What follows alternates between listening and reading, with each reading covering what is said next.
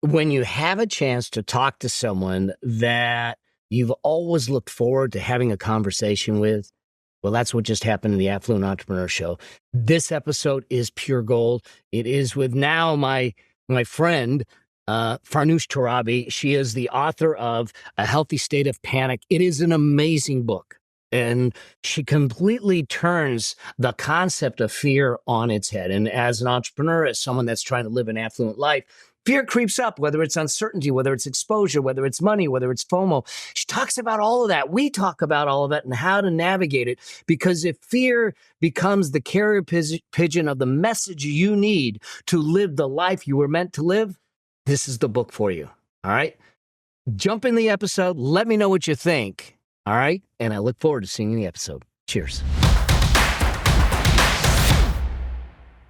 Oh my God, Farnoosh, so good to have you on the show today. Thank you for being here. My pleasure. Thank you, Mel. Anything for you. You're such a nice man. I just want to say that. Thank you so much. It's been such a journey. You might say that I've been a lurker for years in the background, and you and I just had a chance to meet as a result of your new book. Now, this is the advanced copy. I got my other copy that you signed, but I don't want to mess it up because it's signed. We have a rule in our house, my wife, because I have so many books, and she says, just get rid of them. I said, nope, they're signed. So our rule is if it's signed, I don't have to get rid of it. Oh yeah. That's special. Yeah. Yeah. So, and for those of the folks that don't know you, and Lord knows why they wouldn't, because you've got one of the most popular money podcasts, So Money, out there. You've been on a lot of the airwaves. This is not your first book; it's your fourth book that you've done. But this is a book, and why I think this was so important for me to get you on here, that I think is going to resonate for people, because it's a healthy state of panic. It's about fear. It's about, how do you use fear to a benefit? Because too often we think that fear is a negative. It's something that holds us back. But the way you frame it in this book and the way you present it in this book starts to change that. But before I get into the book, let me ask you this. If you would just really quickly, for those that maybe don't know you, just tell them who Farnoosh is. If they really want to know, they need to read the book, because you put a lot of you in there. Well, professionally, Farnoosh is a financial educator whose advice is rooted in journalism and truth-seeking, and her own journey. As I was somebody who came out of college and grad school with $30,000 in debt and making $18 an hour, living in New York City, you can do the math. And as a result, I needed financial advice. I was also working as a financial journalist at the time and began to share that with my peers at the time. Nobody was caring about a 20-something in the early 2000s and her money. Everybody was focused on those who had already made money and they could sell more fancy products to them. And so I found this niche pretty quickly where I was able to serve a very underserved and underappreciated market, myself included, young adults. And that was, as I said, about 20 years ago. And I've since continued that. And my work has spanned writing, podcasts, television, the stage, and my new book, A Healthy State of Panic, which is about money, yes, but also about so many other things. As I find that when we talk about money, we're talking about life. We're talking about how we were raised and our feelings and our goals and our businesses. And so for me, I'd like to position this book as a way to expand the conversations that I've really been having with people for over 20 years, but just to more intentionally go into those other pockets of life. And I love the way you do it, because you do really clearly say you can't separate money from life. They're two sides of the same coin. If you truly want to live that fulfilled life, and I think it's really important. Now, you say something in the book that just caught me. And if we get a chance, we'll talk about the whole dropping the kids off at the wrong birthday party. Let me tell you, when I read it, it was funny. When I listened to the audiobook, I was in tears because I could only imagine. I actually have the video of like the hour afterwards where I'm putting it all together and I'm like, oh my God, I actually dropped my kids off at the wrong birthday party and nothing bad happened. So I think I probably landed on the best mom idea of the year. And I filmed my son, who was I think 4 or 5 at the time, and I was like, tell everybody what we just did or what I did. And he, my kids know I'm a little off. You don't know that about me. They haven't experienced the real me. Well, y'all have to get the whole story. You're going to have to get the book because this is it. It is funny. It's exposing. It's just allows you to relate to it. But you also say something about the road to riches is paved with weirdos and misfits, and it just this whole idea of fitting in and the fear of not fitting in and the fear of how to navigate that. You bring that up in the book, and I'd love to just kind of explore that process and where that came from and why that seems to be something that is so important, especially in our total social media world and everyone allowing everyone on the outside to say who you are, so how you show up. And I think it's a really important conversation for us to have. Yeah, I consider myself a misfit and a weirdo, and now I wear those titles with badges of honor. As a kid, you can only imagine the devastation of being a Farnoosh in a classroom full of Christinas and Ashleys and Jennifers. And so the reason I think that being an outlier, let's just say, is it as far as those who I have seen, and I think you can probably relate to this, who have really created exceptional lives. They've created really interesting things. They've made impacts. And I think it's because at a very early at a very early onset, we are forced to sort of deal with rejection and failure and insecurities and loneliness. And while it's hard and I don't want for this for anybody, like I don't wish that people go through this, but it is life and it is what happens. But if we could just sort of appreciate that going through that and coming out on the other side of that and getting up, the world is still tilting on its axis. Life goes on, and you choosing to still participate and show up. I feel like that is the sort of strength and muster that is unmatched. And people who are different and unique, who initially aren't understood and they're not accepted and they are rejected and they do fail perhaps more than others because they're forced to fail, they're led to failure. I think, we're still here and we're still making things happen. Let's explore that because I think there's a lot to appreciate again and learn from that process. Again, as a mom, do I want for my kids to fail and be rejected? I mean, yeah, kind of a little bit, but I want them to failure is the best teacher. So to create those artificial to encourage them to fail, to allow them to fail. That's something that I have to get better at doing, but it's so important for them to experience at home so that when they go out into the real world, they're more equipped.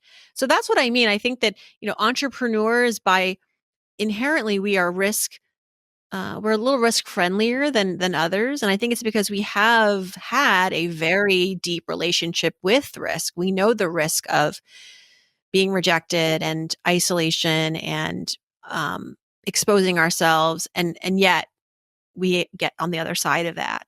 And so with all of that and all those tools and all those learnings, we can, I think, make amazing things in this world. And I think it was Chris Rock who said, again, I don't want this to happen to my kids or other kids, but bullying, being bullied, he was for me, and this is just his story, he's that was for me, the impetus to success because I wanted to prove those jerks wrong. And we all need a light, right? A fire. We all need a motivation. And sometimes it comes from hardship. Yeah.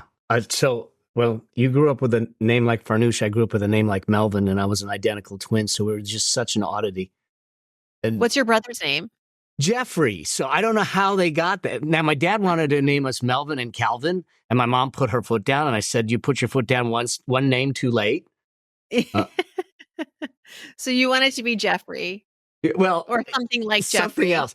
And the only reason I go by Mel, now this is not me on the interview, but the only reason I go by Mel is right after high school. I met a girl.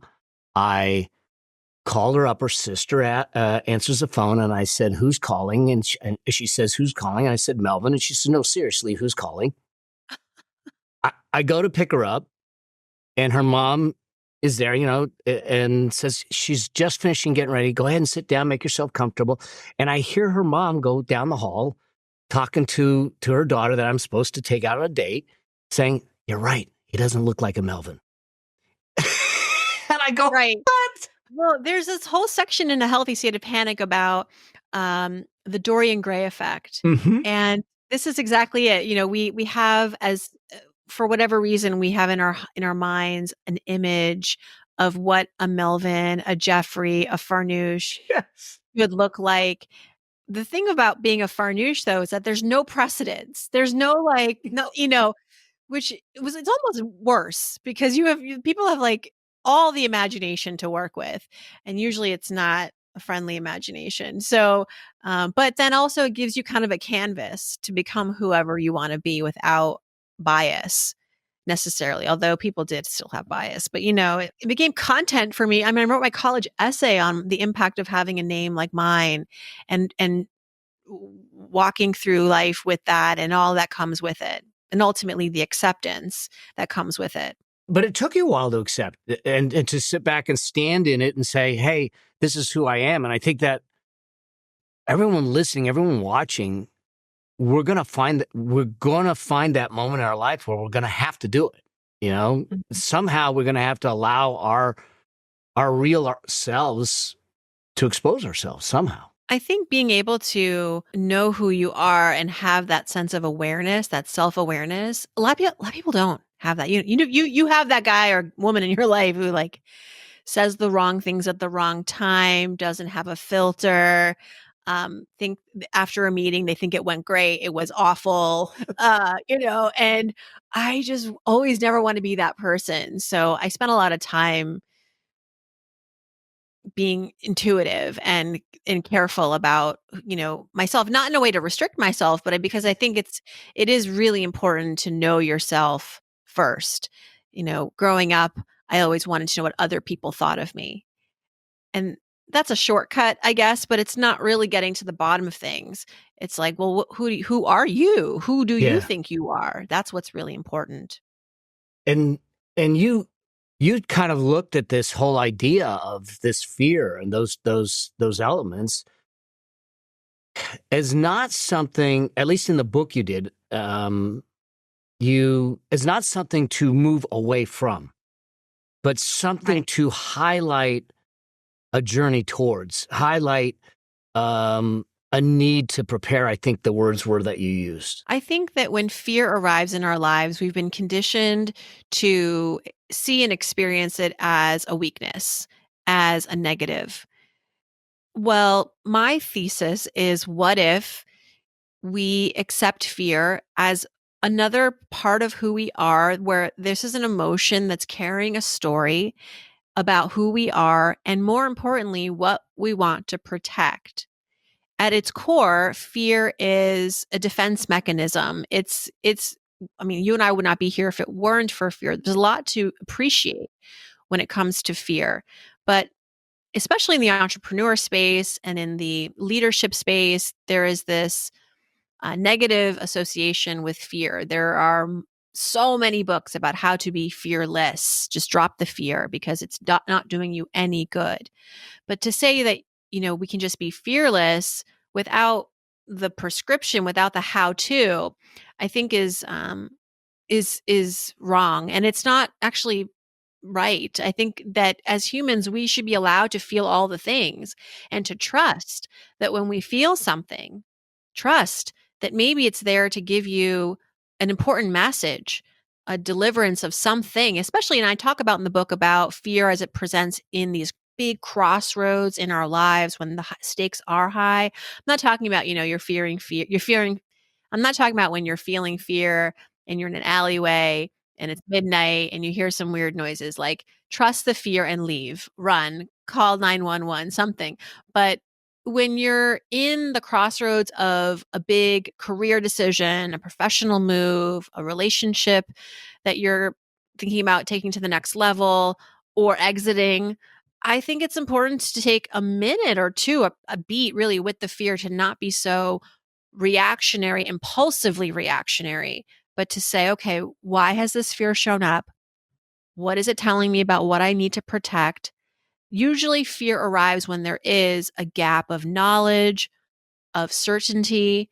And so the work then begins. And the book is where I guide folks through recognizing the different kinds of fears that show up too. Like it's not just fear, this monolith, but fear of loneliness, of rejection, of uh, my favorite chapter, exposure, the fear of losing your freedom, the fear of money, and how that first of all manifests, how it presents usually, and then what to do with it, how to actually use it as a tool to go get the information, the confidence, the understanding, the context that you need to decide what to do next. And maybe the decision is to abort. But maybe it means to walk with more of that knowledge so that you can mitigate for risk.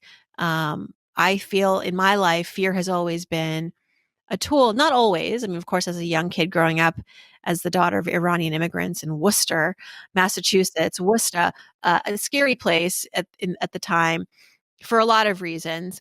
I overreacted to fear. I was raised to be fearful, but only to kind of experience fear as a one trick pony. Like when you feel fear, run, hide, make noise. And that was my, 6-year-old brain dealing with fear. As I've evolved and I've experienced life, I've learned to appreciate fear also as this evolutionary experience. What you really are doing in the book, and the nice thing is that at the end of every chapter, you walk through some things to do to navigate through that type of fear, whether it's rejection, whether it's uncertainty, whether it's, exposure and FOMO and all those things, which makes it not only theoretical, but tactical. It allows people to move through it. And I think that the general message across all of it is fear is the carrier pigeon for a message you need to receive. Right. And I think that that's really a powerful way to look at it. Obviously putting fear of bodily harm aside, that kind of stuff is a different kind of fear. But so many of us, like I left a big consulting job in downtown Los Angeles because I realized I wasn't living my life. I got my accounting degree and here I am for one of the big firms in downtown and I'm working late and I finally just kind of walked in and it was one of those things that I just inhaled, walked in and said, I quit. Otherwise I wouldn't have done it. And now I probably could have been a little more methodical with it, thinking back on it. But this was, obviously I was, I don't know, 20 something years old and a little more spontaneous. I just I quit. And then a week later I was in Japan for 4 months and Wow. with no plan. Well, I think if it was Mel 2 years ago, maybe the calculus would have been different. I think that's okay. I think that's part of the risk assessment with fear is that I'm feeling this fear. There's all these potential consequences, but all right, let's actually worst case scenario this. And that's part of one of the things I talk about in the book is like when fear arrives, sometimes the next step is to map out what would happen if you did nothing or you did something that scares you, but let's like foresee this. And I think back in your 20s, you didn't have maybe a mortgage or dependence or anything that was keeping you tethered to that life and, weighing you down. So the risk analysis came out positive, like go do this. You don't have a lot to lose. You have more to lose if you stay. You have unactualized dreams and your health could also suffer. Whereas, fast forward to maybe 2 years, in present time, you might still leave, but you might do it again, to your point, more methodically. You wouldn't do it. You wouldn't walk in and just say, I quit. You would create a plan. You talk, and this kind of leads into one of the fears that you talk about in the book, the fear of uncertainty. Mm-hmm. That, uncertainty is all around us. I mean, stock market's up, stock market's down, business is up, business is down. But this idea of playing what you just talked about, this what ifs scenario as the vehicle to start navigating through that. You actually give the recipe on how to kind of walk through those. Yeah. I write the book in a chronological way, not my life chronologically, but I think how fear sometimes works through our bodies and through our lives as we age. And the fear of failure and the fear of uncertainty are sort of dovetail chapters, because while we fear failure, what we really fear is the uncertainty that is attached to that potential failure. It's not that we don't know whether or not we're going to fail. Like, failure is part of the journey. We can almost always expect some kind of misstep or regret, but it's like, how bad is it going to be? Will I be equipped? Will I recover? Is this going to cancel me out forever? And so with uncertainty, I think part of when that fear arrives, I think that what it wants us to protect, again, because fear is a mechanism to show us what it is that we care about, what our values are, what we want to protect. So it's like, okay, step one, identify what it is in this uncertain time, in this guaranteed uncertainty, like what you want the outcome to be. You can't control for everything, but what is most sacred to you? You want to be able to walk out of this situation with what in hand? Could it be your money? Could it be your integrity? Could it be your title? Whatever it is. Like, I think we all source some sense of, we attach our sense of self-worth to something, and that's part of the exercise. Then it's remembering that while you can't control for the uncertainties, you can control for what is certain. And this is what we always skip, because we think when life is uncertain, we have nothing that is in our domain and in our control. We just assume we have to give it all up, or we have to relinquish to the unknowns. And I say, no, there's so many things that are certain about your life that are assets that you can leverage in times, especially in times of uncertainty. So let's just make this really concrete. If you're about to start a business and you don't know if it's going to succeed or fail, maybe it's a restaurant, so it probably is going to fail. And so, but maybe you're starting this business not in your 20s, not even in your 30s, but maybe in your 40s and your 50s, and you've started a lot of things and you know what it takes to sort of get through the murkiness. And you're coming to this project with your body of work, your resources, your connections, your network. Maybe you do have a financial runway. So if it doesn't make money right away, you're going to be okay. These are real concrete certainties that very important to take inventory of this, because this is the sort of stuff, when you look at this and you reflect on this, you'll be more likely to approach that uncertain thing with more confidence and a plan.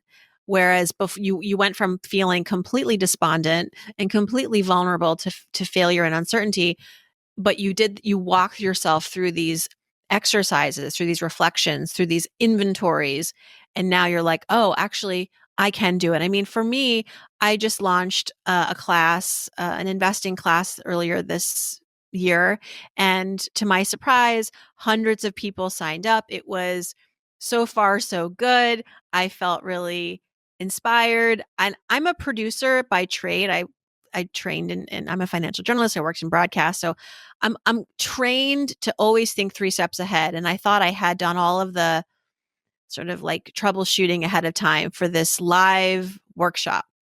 And then come to find out that I didn't know that my Zoom account only allowed for 100 people to watch this seminar live, when multiple hundreds of people had signed up to watch the seminar live. So you can imagine the aftermath of that.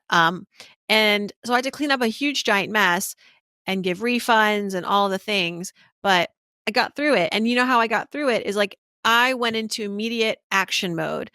I could not reverse time. I could not undo the mistake, but I wanted to protect my integrity and my brand, which is always at the top of my to-do list. I am resourceful. I reached out to people who I trusted, who I was like, what do I do? How do I clean this up? And also like not just refund people, but I want to make people like me again. Like this isn't, this is a, it's like, this isn't just transactional for me. And so I went through some really fast coaching, within a span of a couple of hours.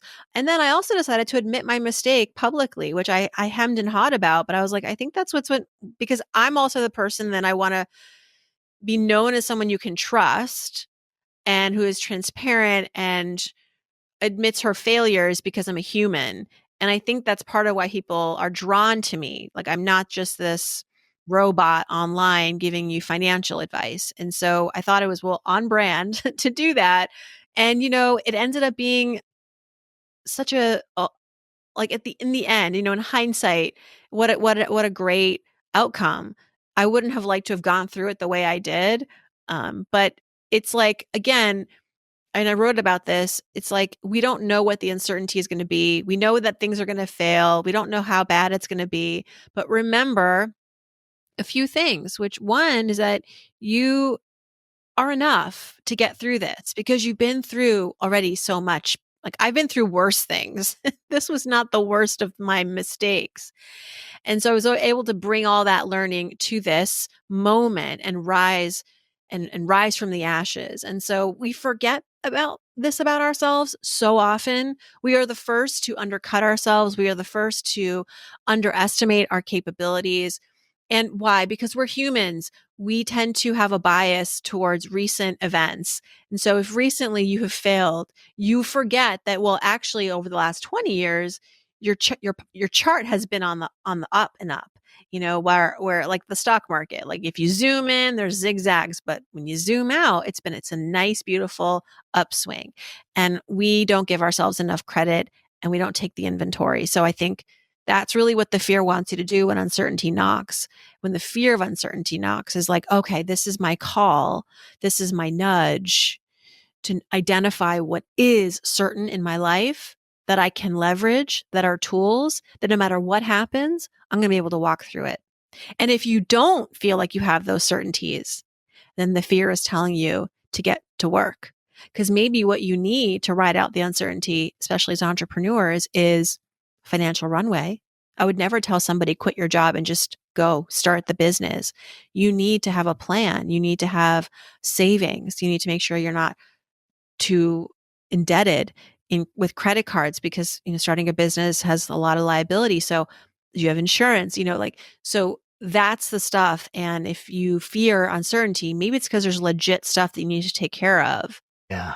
To get to create those assets for yourself. I couldn't agree more. I mean, like you sit back and go, do not confuse what you think is committed when it's really reckless. Don't burn the boats. Plan for it. I know you just had Noah Kagan on your show, and he kind of talked about this, how not burning the boats and everything too. And so, and I really appreciated it coming from a serial entrepreneur, where if you just like read the headlines, you think, oh, this person just like took chances and struck gold and risked a lot. And I always tell people the reason those stories might make the news are because those are weird stories. The news doesn't report the ordinary and usual and the normal. They report the outlier stuff. So when there is an entrepreneur who kind of like liquidated his life and started a $8 billion company, what seems to be in 6 months. I mean, that is not how, first of all, it should happen, not how it does happen. It's not advised. The entrepreneur who slept in their car for 3 months and was homeless. And then, I want to write that story. That's a really interesting story because that's unusual and not to be mistaken with how great businesses are built. So good. So good. Now, it wouldn't be a conversation with you if we didn't talk on money because I want to hit on the fear of money because and there's a specific area and a specific story you tell, and I think it's really important because I tend to agree with you 100% on your perspective of a couple being together on this money journey and not one-sided versus the other sided. And you came from a very traditional household where your father was the one that was kind of running the money and mom wasn't. I had the same upbringing. But I know for me, what got me to start saying, hey, we've got to do this together is watching after my father passed away, my wife's father passed away, watching the fear in both our mothers' lives of sitting back saying, can I keep the house? What am I going to do? I don't know anything. And all of this stuff was hugely impactful. And I just don't think that it's a silo journey. And you had a situation where you, as a child, kind of got put in between. I mean, it was like a precursor to what you do now. Right. No, you're right. Oh, it's an interesting. I never put those two together, but yeah, it's like I've been basically a financial mediator for my entire life. My parents got married young. My mother, especially, she was 19 when she had me, and came to America. Both of them came to America. My dad was here to get educated and got his PhD. That was his track. My mother's track was not so defined, and she came here not speaking the language, no plan, just like, okay, got to raise me. And in Worcester, no less, where like she didn't feel like she didn't have a community where she could connect with people like in her life stage and going through what she was going. She had a language barrier, a license barrier, all sorts of barriers. And so all this to say that the landscape for my parents' marriage was sort of built on like a lot of rickety wood, and it wasn't like the cement wasn't firm. And I think my mom, I always say, she did her best. And I used to feel very sad personally about this. Like, oh, I was the wedge between her and her freedoms. And that's a terrible thing for a kid to feel, but it's just because I don't think a 19-year-old young woman wants to be sort of like, who wants that for themselves? Most, not my mom at least. And I wouldn't want that for me or my daughter. And so I can understand now, years later, I can objectively feel sad for her and go, oh my God, that was hard. And so, but the arguments that she and my dad had more often than not centered around money. My dad making it and controlling it, my mother making none of it and always asking for it and feeling like a child. And so I witnessed a lot of the arguing. I was an only child for the first 11 years until my brother was born. And so I had to grow up pretty quickly. I had a lot of adult influence. I didn't have a lot of kids, to talk to at home or in the neighborhood. And so I had to like get very acclimated to adult concerns quickly. And my parents, my mom would, tell me to go tell your dad this, that. They would have silent treatments all the time. And I was like, basically like her PR person, going to my dad, being like, this is what we want.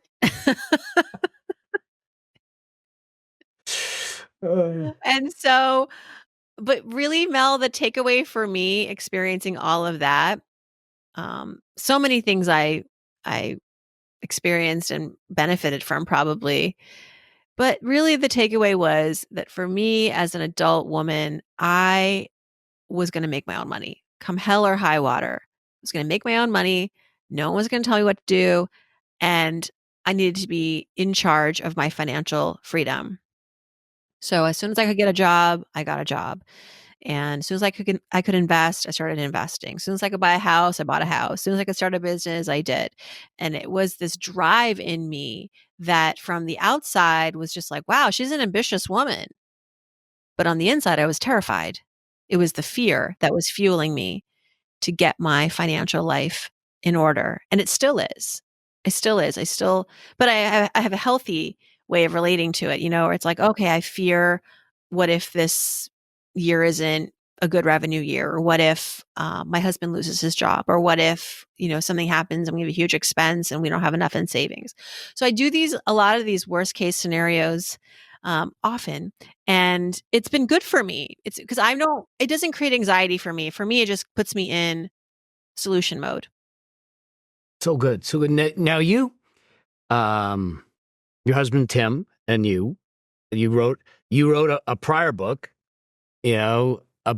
about this. And I know this isn't this book, but When She Makes More. And I think it's a really interesting, and I'm going to speak as a dude, as a guy, okay? Because I think there's a lot of men out there that will feel threatened by Yeah. someone like you, or like my wife, who's amazing at what she does. I didn't. I actually found that I needed that to hold me to a standard, to challenge me. But navigating that dynamic and not allowing it to put the wedge in a relationship and keep you guys close and everything it's a challenging thing. I'm guessing at first. Most of my relationships prior to my wife, and we'll be married now 13 years this year, wasn't necessarily that way.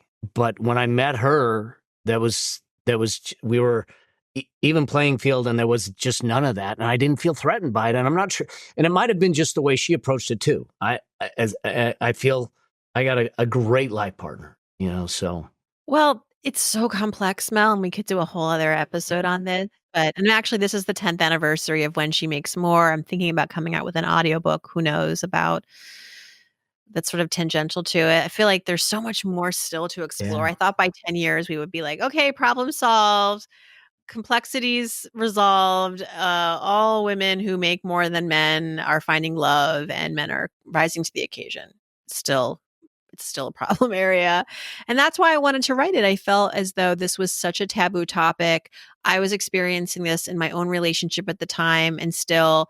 And as a financial expert who had felt like she had talked about everything about money with people, this was one corner of the financial conversation world that I was getting zipped lips. Like nobody wanted to talk to me about this.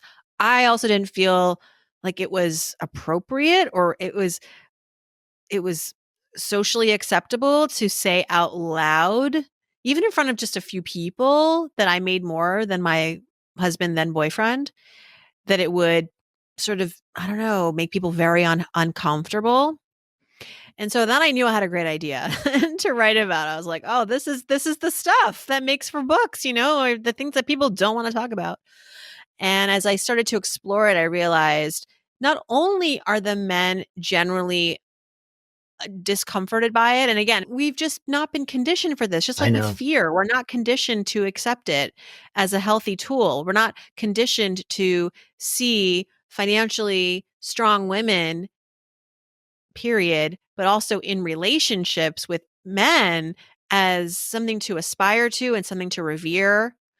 In a patriarchy still that is very much attaching gender roles to what you do in a marriage and what you do in a relationship. That if you're the wife, you are the provider in sort of the caregiving department and the domestic department. If you're the man, you are the provider when it comes to money. And those were very, those roles were very divided and very strict for many generations. And for modern men today who are again modern, they consider probably themselves feminists, they probably still, part of them is like, well, what's uncomfortable with this, just because of the way they were raised, what was modeled for them. We're human creatures. I mean, we gravitate towards what we know. And so this paradigm shift really with money and marriage that I'm seeing, and now it's like 1 in 4 women are the breadwinners or the primary financial providers in their households. So we've come a very long way. And yet we are still, because of the way that we've been conditioned, it's new to us, to a lot of us. And so with that requires a little bit of learning and acceptance and reflection and honesty, communication, which is hard enough as it is in a marriage. And then you add to it this like layer of financial complexity. It gets real spicy. It does. Look, our first year and a half of marriage, Stephanie, she would tell you, we didn't think we were going to make it. I mean, I got married late. I was 50 when we got married. So it was like, there was a lot of learning. There was a lot of life behind us that set some things in stone. But ultimately, 1, I adored her. 2, I respected her. 3, I trusted her. And 4, the biggest thing was what you just said is we needed to figure out how to communicate. We just needed to figure out what that was like. But I can say as a man who does well with a woman who does well, it's a very fulfilling relationship. And I think that it is not binary, either one or the other. There is no reason that a woman can't be the breadwinner, can't make money, and be in a loving, caring relationship at the same time. It just does. It doesn't have to be binary. Right. I think, and my book explores all the different reasons why, and it's different for every couple, why it can present as a challenge. One is like the couple might be cool with it. Like my husband and I were not bothered by it. I think partly because it was always understood that like I'm the entrepreneur, I have no income ceiling. My husband's a software developer. He likes to work for startups and he's going to have his own financial trajectory, which is probably not as sort of like open-ended as mine. And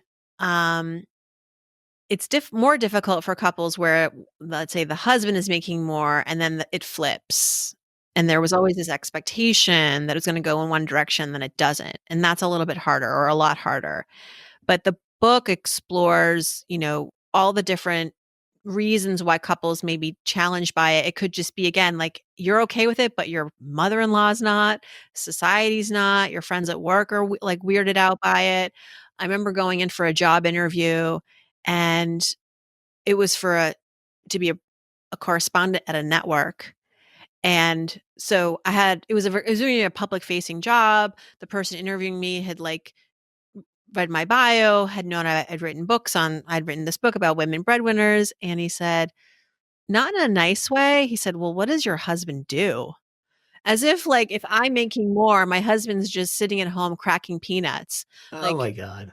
That there's no world where a woman could make more than her husband and her husband could have a meaningful job and contributes, whether he works from inside the home or outside the home. That like, it was such a zero-sum game for this person. And I was like, you're going to be my boss, and this is already how you're perceiving me. And I remember going to, I was at another job, and I was writing the book at the time, and it was no secret to my colleagues. And the person who was in charge of my timesheet, and I had to put in my invoices to this person, he would see how much, and I was making quite a bit of money at the time. I was working, again, on camera, and I was freelancing. So anyway, not to brag, but the point of that is that he would see my weekly invoices and he'd look at me and he'd go, your husband's a lucky man. And again, this wasn't to be nice. This was to be sort of like dismissive of my husband. He like is, but not for the reasons he said. Yeah. It was like the men being threatened by it more than the women, Yeah. It's like, you're not even in my relationship and you're bothered by the fact that I make more than my husband. And you're not even bothered by me. You're mad at my husband for not like stepping it up more than, and so it was just, and I want another story. I remember I was in a newsroom. Again, it's always in the newsrooms, which I read about in A Healthy State of Panic. It's always like so much drama in the newsroom, so much inappropriateness. But this one guy, we're sitting around chatting, and one of my colleagues, I had just started working at this network, and I said, oh, I was living in New York at the time, and I had seen a celebrity in my building. And apparently this celebrity lived in the building, in the penthouse. And this person couldn't believe, and I wasn't making a lot of money at this job. This job did not pay well. It paid like peanuts, but I needed the job to sort of get the experience that I needed to be on camera. And he's like, how much?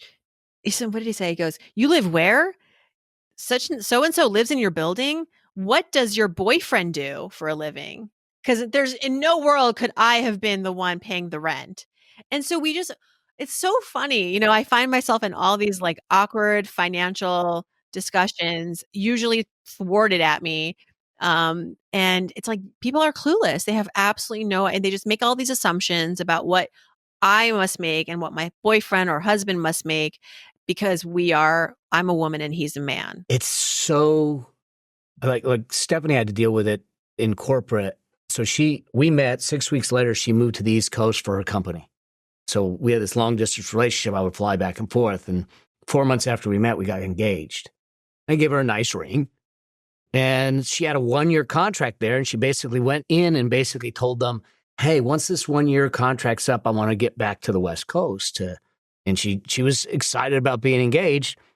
She walked in on folks after that saying, well, Stephanie may not need the job much longer. Have you seen the ring? And someone put their iPhone on their hand because it was a big ring. And it just and she called me she goes, they all of a sudden devalued me because I have a ring on my finger. Yeah.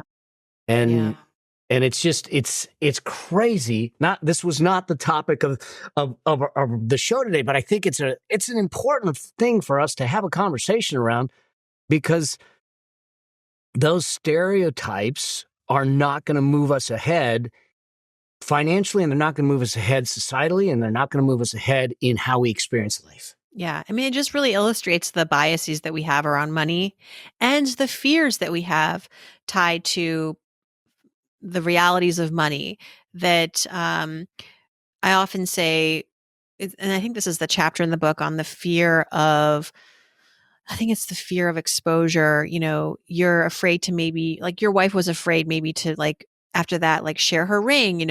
I could see a world where somebody wouldn't wear their ring to work. My father wouldn't drive his German car to work because he didn't want his colleagues to judge him. It's not that he was making more than them. It was just that he felt like he'd be rejected because everybody else was driving Toyotas, and he wanted to finally buy himself a Mercedes. And he's like, no, I can't be seen at work. It's like when you're 15 or I never wanted to be seen with my parents at Walmart, because then the kids would know that I hang out with my parents, but also my clothes are from Walmart. So that was a little thing when I was a teen. Fast forward to as an adult, we have all of these insecurities and these fears of exposure. But when it comes to money and financial status, it really shows up. And that's when you really have to question your own financial biases, your own personal narratives around money. Are they doing you any good? And also, who are you hanging out with? That's what fear also tells you sometimes. Maybe you're not in a good place and it's not your fault. It's because the people around you are just being ignorant and creating this artificial fear. You shouldn't be afraid of wearing a beautiful ring to work.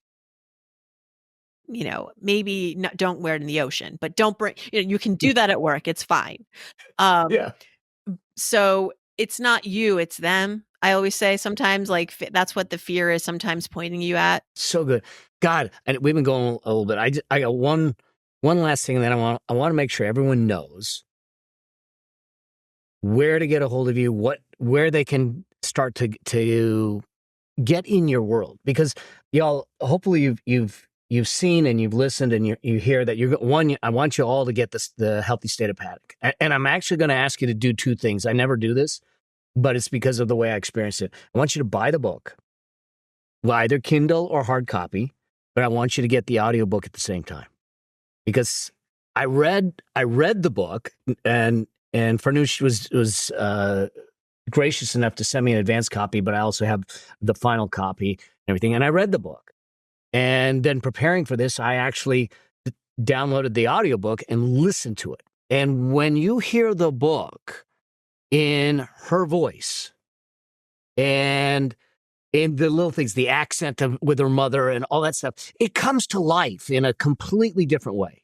And so I don't often say that, but I actually think that you want to have both and go through it, because more of the fears are in your life. And when you understand the recipe to navigate through them, to work through them, they no longer control you. They fuel you to where you're supposed to be. And that's really the message of this, financially, relationally, health, all of that stuff. So the one thing at the very end, you save till the end, the last chapter. And I think that it's an important thing this idea of getting clear on, the fear of freedom, the non-negotiables, and how to get clear on that, because too often we have fuzzy standards, and we don't, and we allow them to, and we want to be flexed, and then we don't know why we're not happy. We don't know why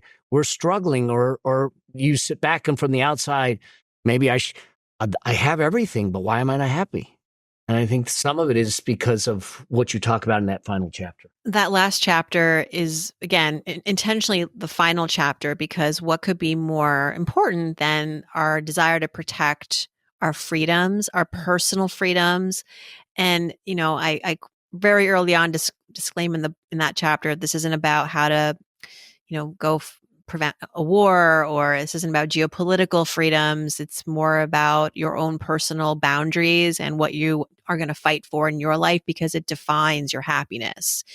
And of course, like, freedoms that, laws support that in many cases. So be sure to vote. But in the meantime, until the world figures itself out and laws figure themselves out, we have to fend for ourselves at work and in our relationships, and we're out in society. And so it's really important to, this is really the chapter that's asking you to use your fears to create the blueprint for your life that is your blueprint. And again, blueprints, it's going to work for you for 10 years, and then you redesign it. And you should. I think it's always important to commit to revisiting the blueprint. But for now, where do you want to be this time next year? What are the things that you need to have happen? Because these are the things that are most important to you, that fuel you, that make you feel most alive, that make you feel most empowered and having agency in your life. And for me in the book, I start out with one blueprint. I had to write, because the blueprint, I say you have to design it, because it's not like it's a given.